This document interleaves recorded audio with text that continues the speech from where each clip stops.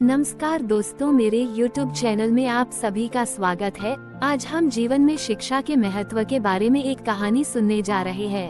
एक राजा था जिसका नाम रामधन था। उनके जीवन में सभी सुख थे। राज्य का कामकाज भी ऐशो आराम से चल रहे था। राजा के नैतिक गुणों के कारण प्रजा भी बहुत प्रसन्न थी और जिस राज्य में प्रजा खुश रहती है वहाँ की आर्थिक व्यवस्था भी दुरुस्त होती है। इस प्रकार हर क्षेत्र में राज्य का प्रवाह अच्छा था। इतने सुखों के बाद भी राजा दुखी था क्योंकि उसकी कोई संतान नहीं थी। यह गम राजा को अंदर ही अंदर सताता रहता था। प्रजा को भी इस बात का बहुत दुख था। वर्षों के बाद राजा की यह मुराद पूरी हुई और उसे एक पुत्र की प्राप्ति हुई। पूरे नगर में कई दिनों तक जश्न मना। नागरिकों को राजमहल में दावत दी गई। राजा की इस खुशी में प्रजा भी झूम रही थी। समय बीतता जा रहा था। राजकुमार का नाम नंदन सिंह रखा गया। पूजा पाठ एवं इंतजार के बाद राजा को संतान प्राप्त हुई थी, इसलिए उसे बड़े लाड़ प्यार से रखा जाता था। लेकिन अति किसी बात की अच्छी नहीं होती। अधिक लाड़ ने नंदन सिंह को बहुत बिगाड़ दिया था।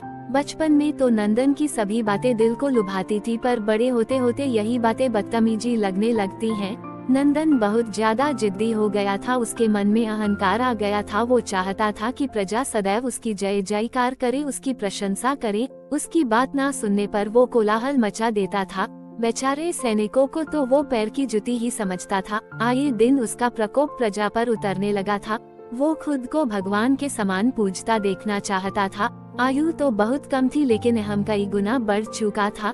नंदन के इस व्यवहार से सभी बहुत दुखी थे। प्रजा आए दिन दरबार में नंदन की शिकायत लेकर आती थी, जिसके कारण राजा का सिर लज्जा से झुक जाता था। यह एक गंभीर विषय बन चुका था। एक दिन राजा ने सभी खास दरबारियों एवं मंत्रियों की सभा बुलवाई और उनसे अपने दिल की बात कही कि वे राजकुमार के इस व्यवहार से अत्यंत दुखी हैं। राजकुमार इस राज्य का भविष्य हैं। अगर उनका व्यवहार यही रहा तो राज्य की खुशहाली चंद दिनों में ही जाती रहेगी। दरबारी राजा को सांत्वना देते हैं और कहते हैं कि आप हिम्मत रखें वरना प्रजा निसहाय हो जाएगी। मंत्री ने सुझाव दिया कि राजकुमार को एक उचित मार्गदर्शन एवं सामान्य जीवन के अनुभव की जरूरत है।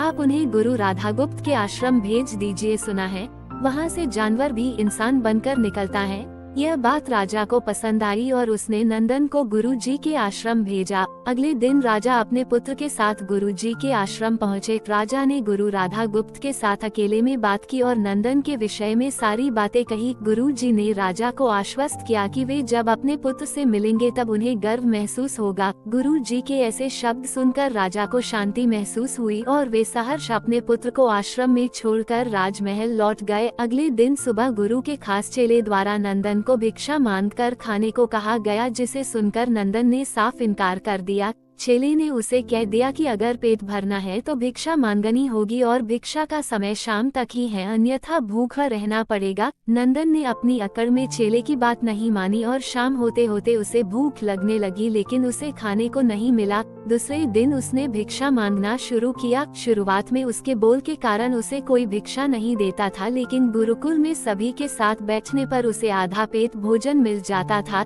धीरे धीरे उसे मीठे बोल का महत्व समझ आने लगा और करीब 1 महीने बाद नंदन को भर पेट भोजन मिला, जिसके बाद उसके व्यवहार में बहुत से परिवर्तन आए। इसी तरह गुरुकुल के सभी नियमों ने राजकुमार में बहुत से परिवर्तन किए, जिसे राधा गुप्त जी भी समझ रहे थे। एक दिन राधा गुप्त जी ने नंदन को अपने साथ सुबह सवेरे सैर पर चलने कहा। दोनों सैर पर निकल गए। रास्ते भर बहुत बातें की। गुरु जी ने नंदन से कहा कि तुम बहुत बुद्धिमान हो और तुम में बहुत अधिक ऊर्जा है, जिसका तुम्हें सही दिशा में उपयोग करना आना चाहिए। दोनों चलते चलते एक सुंदर बाग में पहुंच गए, जहां बहुत सुंदर सुंदर फूल थे जिनसे बाग महक रहा था। गुरु जी ने नंदन को बाग से पूजा के लिए गुलाब के फूल तोड़ने कहा। नंदन झट से सुंदर सुंदर गुलाब तोड़ लाया और अपने गुरु के सामने रख दिए। अब गुरु जी ने उसे नीम के पत्ते तोड़कर लाने कहा। नंदन वो भी ले आया। अब गुरु जी ने उसे एक गुलाब सूंघने दिया और कहा, बताओ कैसा लगता है। नंदन ने गुलाब सूंघा और गुलाब की बहुत तारीफ की। फिर गुरुजी उसे नीम के पत्ते चखकर उसके बारे में कहने को कहा। जैसे ही नंदन ने नीम के पत्ते खाए उसका मुंह कड़वा हो गया और उसने उसकी बहुत निंदा की और जतर कतर पीने का पानी ढूंढने लगा। नंदन की यह दशा देख गुरुजी मुस्कुरा रहे थे। पानी पीने के बाद नंदन को राहत मिली। फिर उसने गुरुजी से हंसने का कारण पूछा। तब गुरुजी ने उससे कहा कि जब तुमने गुलाब का फूल सूंघा तो तुम्हें उसकी खुशबू बहुत अच्छी लगी और तुमने उसकी तारीफ की, लेकिन जब तुमने नीम की पत्तियां खाई तो तुम्हें वो कड़वी लगी और तुमने उसे थूक दिया और उसकी निंदा भी की। गुरुजी से नंदन को समझाया, जिस प्रकार तुम्हें जो अच्छा लगता है तुम उसकी तारीफ करते हो, उसी प्रकार प्रजा भी जिसमें गुण होते हैं उसकी प्रशंसा करती है। अगर तुम उनके साथ दुर्व्यवहार करोगे और उनसे प्रशंसा की उम्मीद करोगे तो वे यह कभी दिल से नहीं कर पाएंगे। इस प्रकार जहाँ गुण होते हैं वहाँ प्रशंसा होती है। नंदन को सभी बातें विस्तार से समझ आ जाती हैं और वो अपने महल लौट जाता है। नंदन में बहुत परिवर्तन आता है और वो बाद में एक सफल राजा बनता है। इस कहानी से हमें क्या शिक्षा मिलती है?